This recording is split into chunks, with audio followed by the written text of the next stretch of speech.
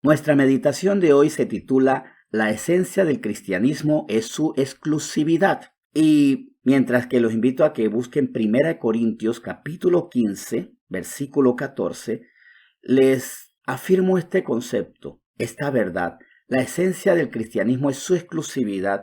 ¿Y qué quiere decir que es exclusivo? Que es la única respuesta. Ante esas expresiones como que todos los caminos llevan a Dios, nosotros tenemos una respuesta, que a veces a nosotros nos cuesta sostenerla porque no la terminamos de comprender o creer. Dice en 1 Corintios 15, 14, y si Cristo no resucitó, vana es entonces nuestra predicación, vana es también vuestra fe. Pablo no solamente asegura que Cristo es el objeto de nuestra fe, sino que su resurrección tiene que ser verdadera porque es lo que sostiene nuestra fe. El cristianismo es la única fe en la que su gran profeta no está en una tumba. Solamente hay dos posibilidades para que un profeta no esté en la tumba, que sea alguien, por ejemplo, contemporánea que no haya muerto, pero su muerte tiene fecha en meses, en años, y el haber muerto y resucitado. Todos los que anuncian un nuevo evangelio, una nueva verdad, una nueva doctrina, que están vivos, bueno, en ellos simplemente está esperar su muerte. Pero en Jesucristo esa muerte se dio y su resurrección es un hecho que no ha podido ser rebatido. De hecho, en Mateo 28 ya se anuncia que este evento iba a querer ser rebatido y que este evento para los que lo vivieron era motivo de gran preocupación.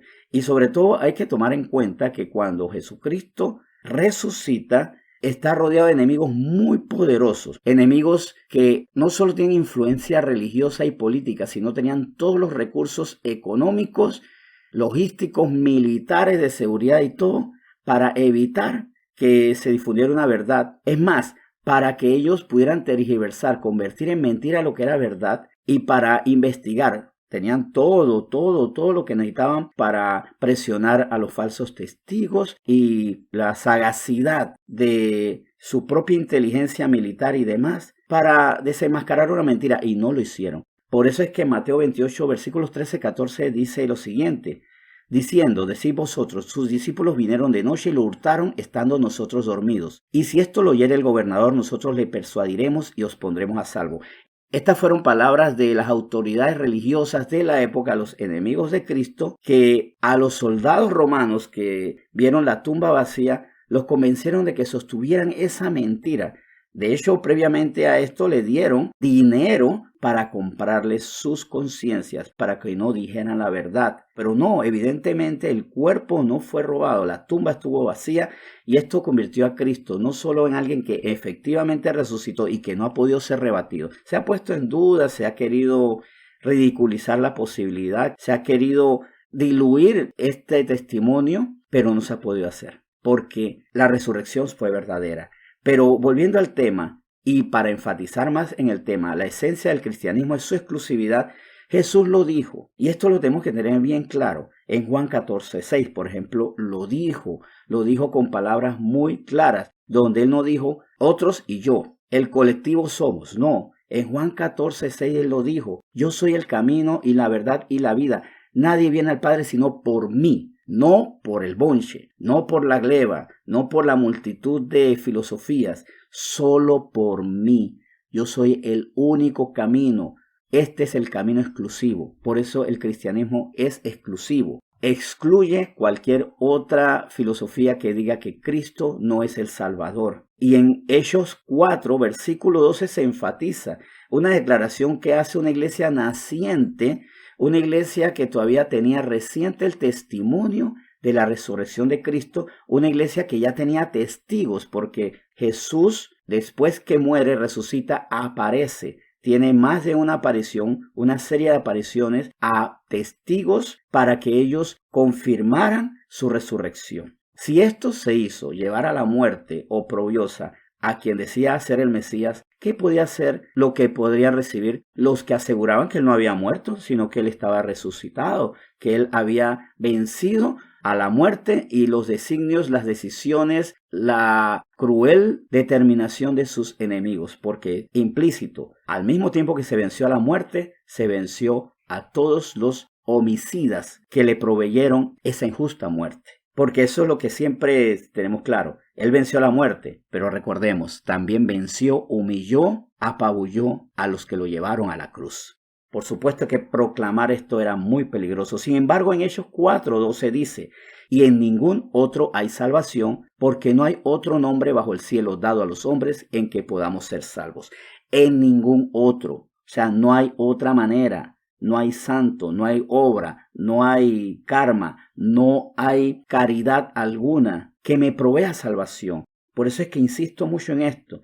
Creer en Cristo resucitado es un asunto de vida o muerte. Así taxativo, así firme, así radical hay que decirlo. Creer que Cristo es el camino a salvación es un asunto de vida o muerte, no es un asunto de, una posición agradable, adecuada o interesante. Es de vida o muerte, porque cuando Cristo se hace exclusivo como el único camino, como el único en el que podemos ser salvos y efecto, y en que en ningún otro hay salvación, aquí estamos tocando un asunto de vida o muerte, porque todo aquel que no acepte esto queda excluido de la salvación, queda excluido de la verdad, porque él también dijo que él es la verdad, no una verdad.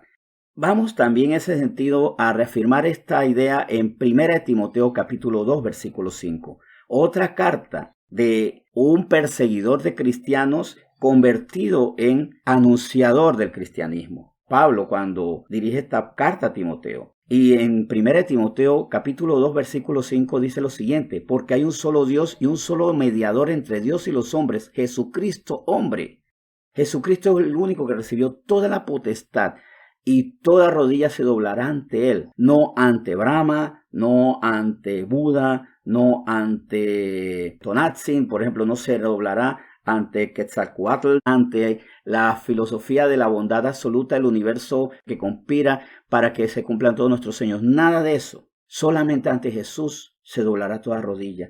¿Y por qué es necesario esto? Porque muchas veces los cristianos tenemos inconvenientes con esta verdad y aceptamos por nuestra falta de convicción o falta de formación al respecto, aceptamos estos sincretismos, ¿no? Sí, Jesús y otra cosa más. Jesús y Alá, Jesús y Buda, Jesús y Krishna, Jesús y las filosofías del mundo. O le aceptamos a los demás cuando nos dicen, bueno, tú crees en tu Cristo, yo creo en mi Salvador. Y no enseñamos con propiedad, con insistencia, o hasta a veces terminamos cayendo en estas falsas doctrinas.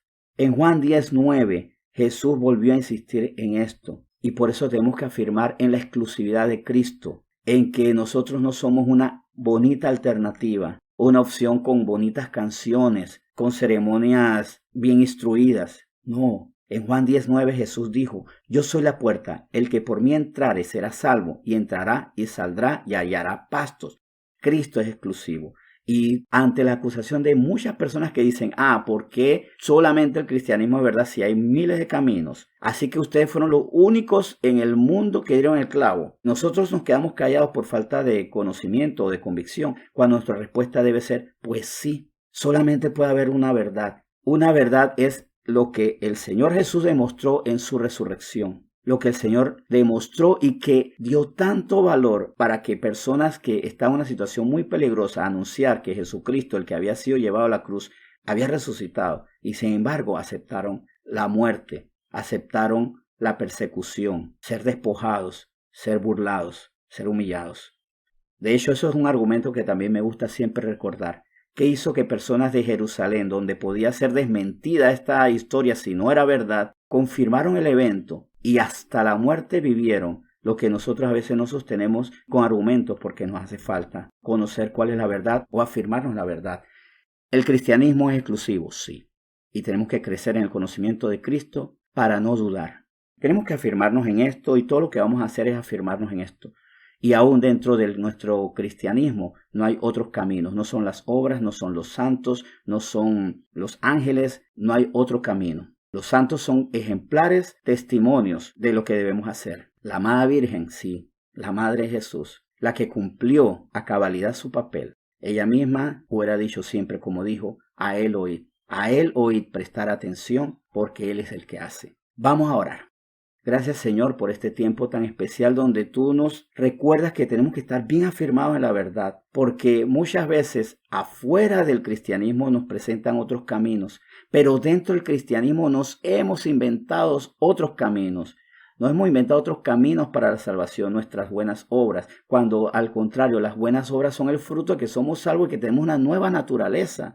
Nosotros no hacemos buenas obras para ser salvos, sino como salvos y como regenerados.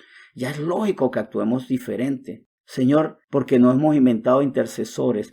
Hemos tomado la vida de hombres y mujeres ejemplares, Pedro, Pablo, Timoteo, la propia Virgen María, y le hemos dado un rango que no está escrito en la Biblia, quitándole su verdadera dignidad, la dignidad de obedientes, de personas que creyeron, que apostaron a Cristo Salvador. Y por eso cuando el Señor Jesús dijo se levantarán falsos cristos, no solamente se puede ver como implícito, todos los falsos profetas que fuera del cristianismo se han levantado, o dentro del cristianismo han dicho yo soy Cristo ahora, sino tal vez lo que nosotros mismos hemos levantado al convertir en santos a grandes hombres o mujeres de Dios, lo hemos llevado a la altura de Cristo, donde solamente Él puede estar. Le hemos puesto una dignidad que a ellos mismos no les hubiera gustado. Llévanos a cimentarnos cada día más en Cristo Jesús y en convencernos que sí, el cristianismo es exclusivo y es la única respuesta, por más duro que suene para muchos, pero es necesario que lo escuchen para que se sumen al camino de salvación. Hoy te doy gracias por esta reflexión en nombre de Jesús. Amén.